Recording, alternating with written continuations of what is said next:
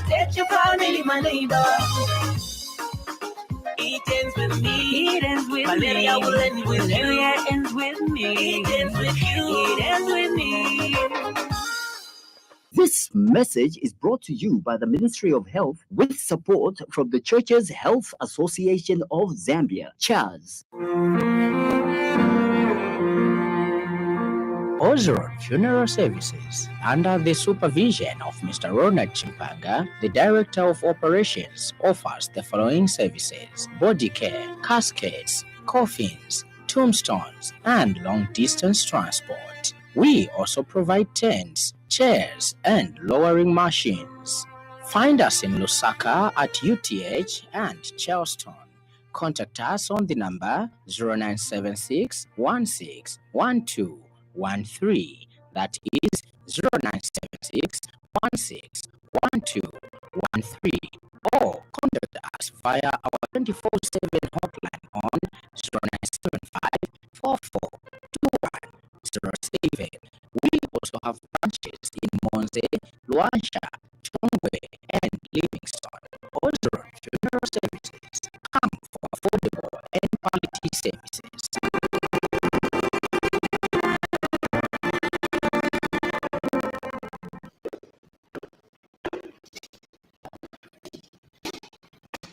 Wow, that over there is a very nice spot. Have you seen it?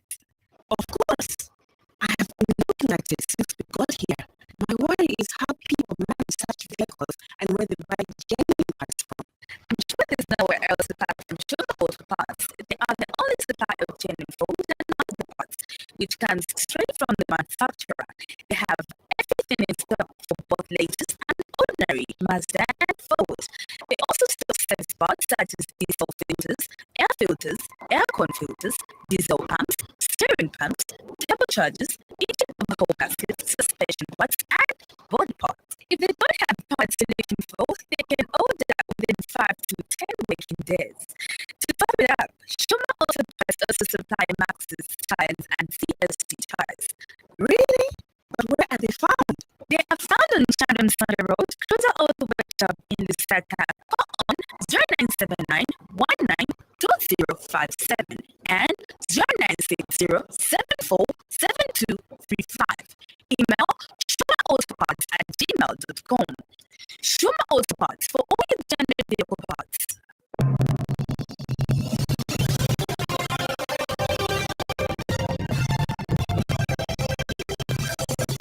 Happy World of Farmer Family, your adult contemporary radio station in Zambia, connecting you with newsmakers and events that make news in the global village.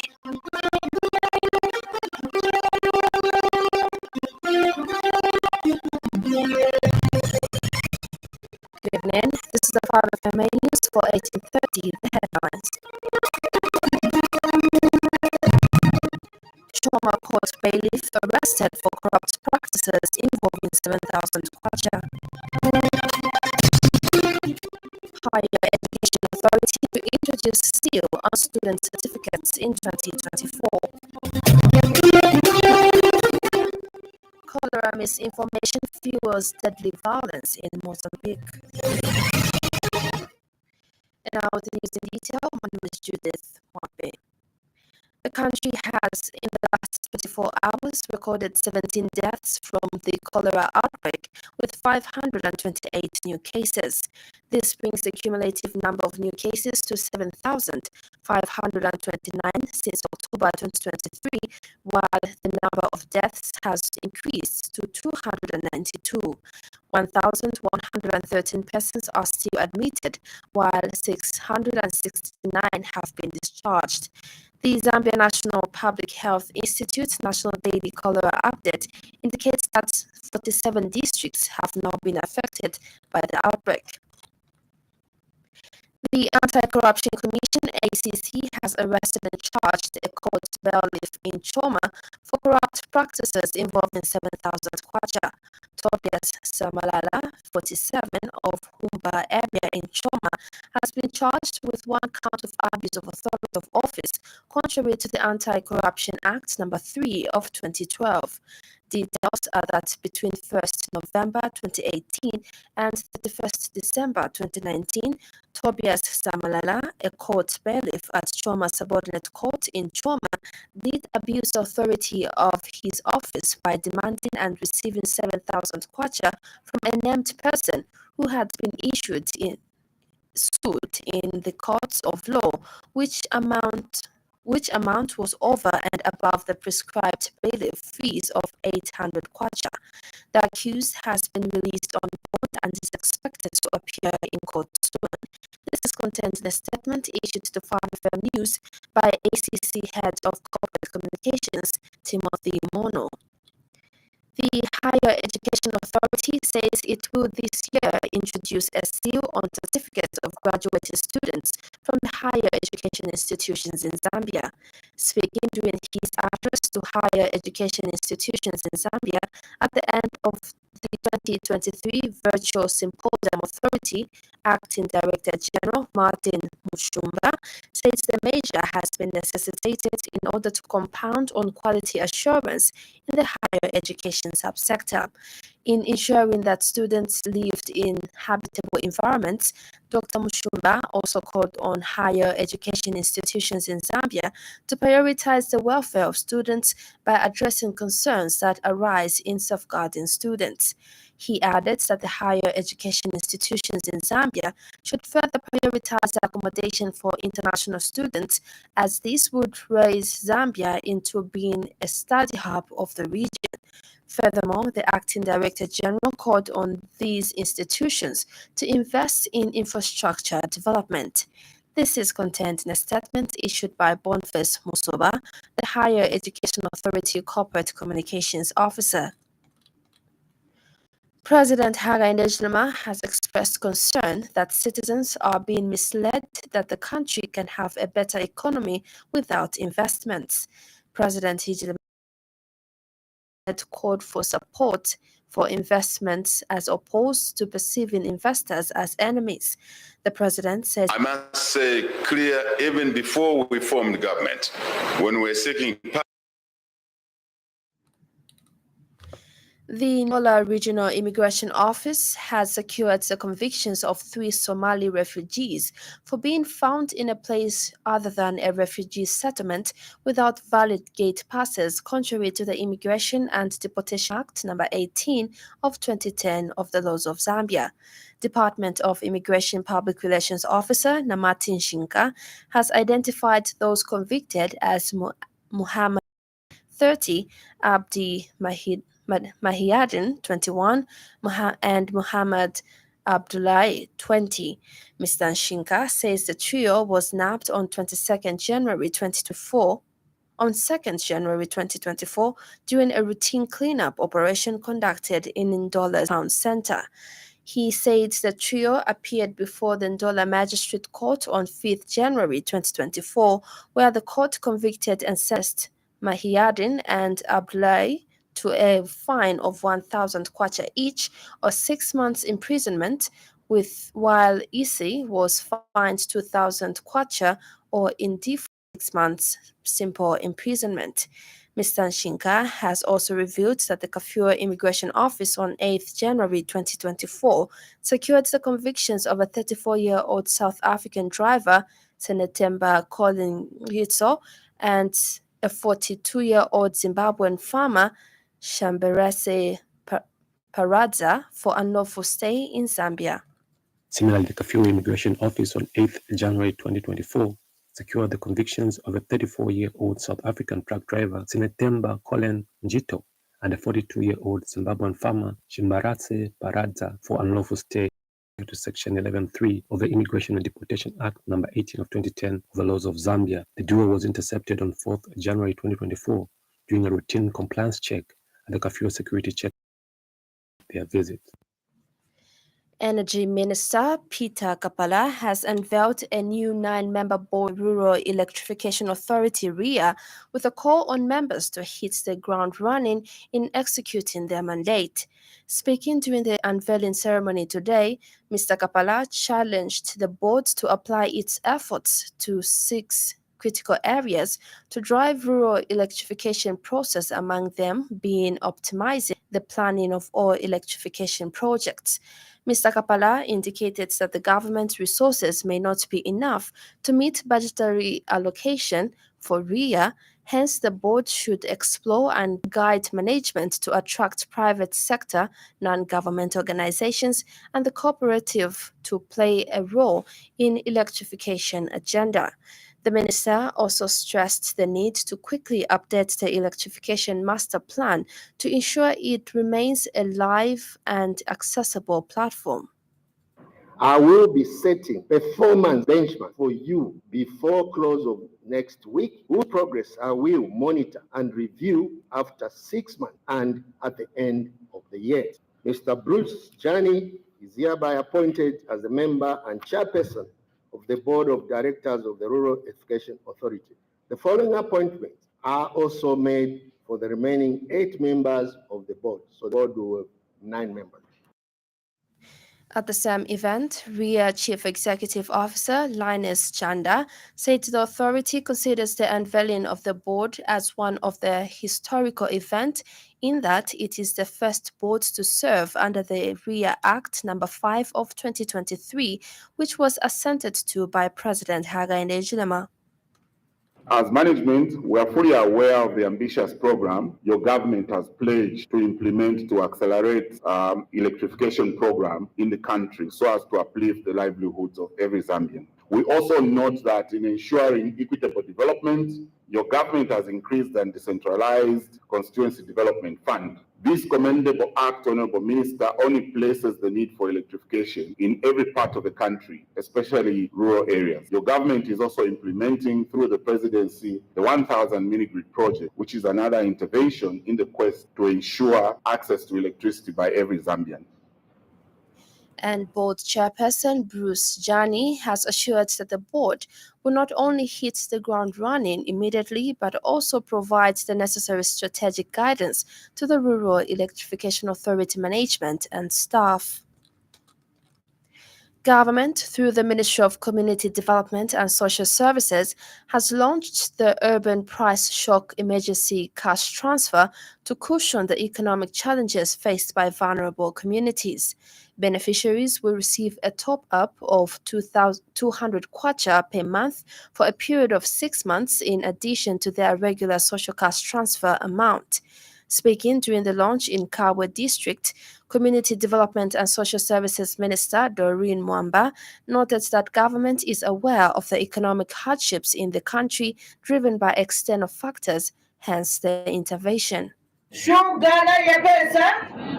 Bamulanguruka ukweba tibusefilema ushaba kote ushaba laba pelero balaikala shani kanji peka nyeni mpia muka yeba foresha emergency social cash transfer echa ndeta kuno. And speaking on behalf of the beneficiaries, Mr. Benson Pensulo thanked government for the intervention, stressing that it will go a long way in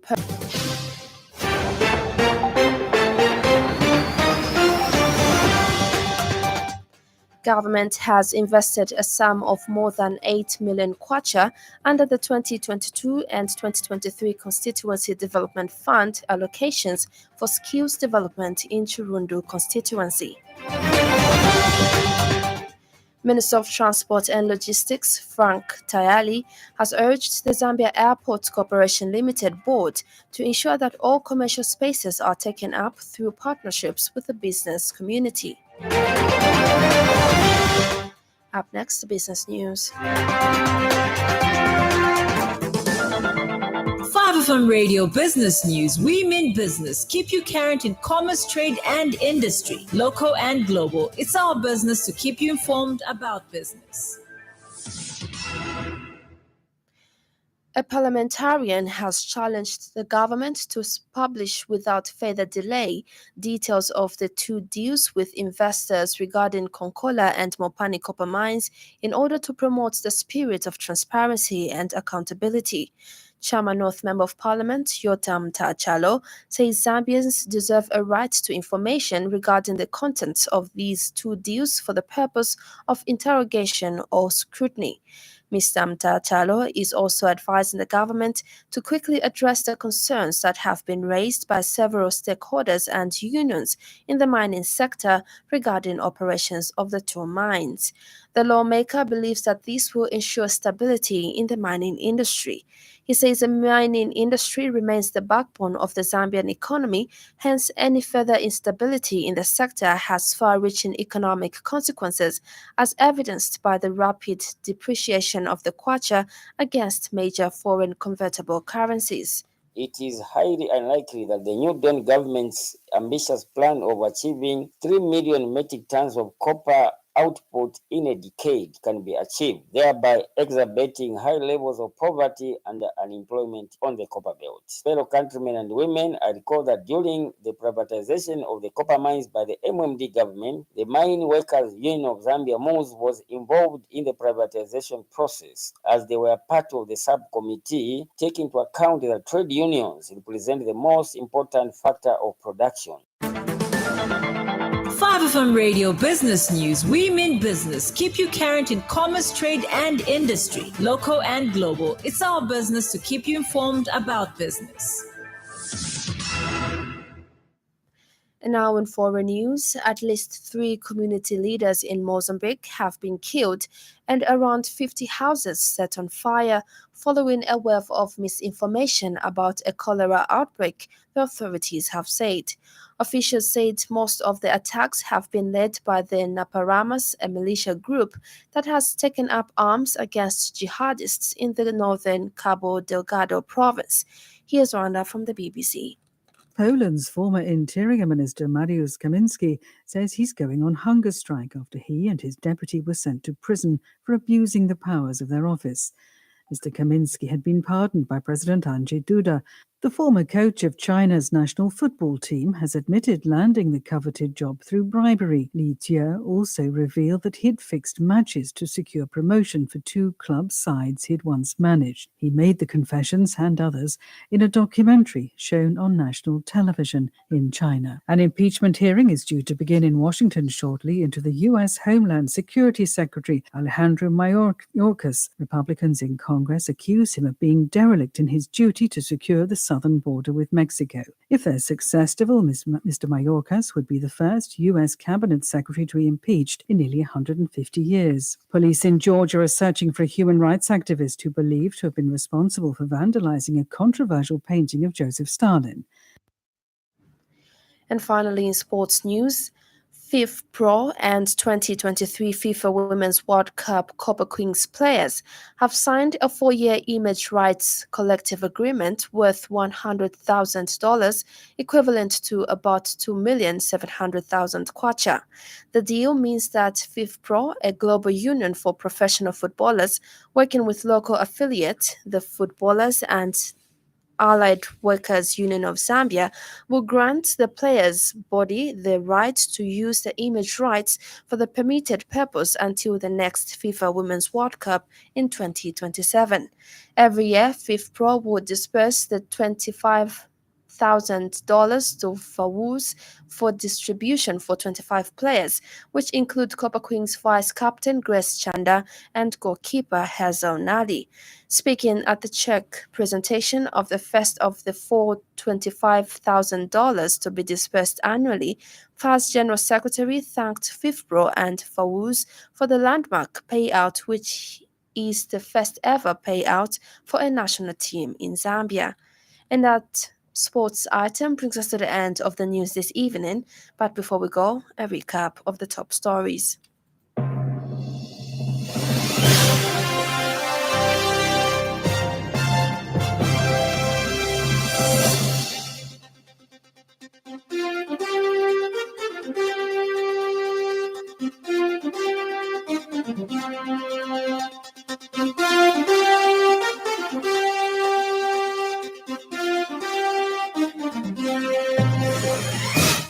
Choma Court bailiff arrested for corrupt practices involving 7,000 kwacha.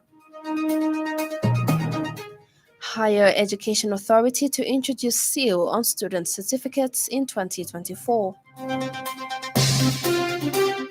Cholera misinformation fuels deadly violence in Mozambique.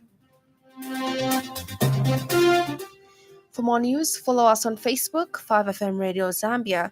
On behalf of the entire news crew and the technical department, thank you for listening to the Happy World of 5FM. Stay safe and stay tuned to 5FM Radio. I'm Judith Mwabem. Good evening.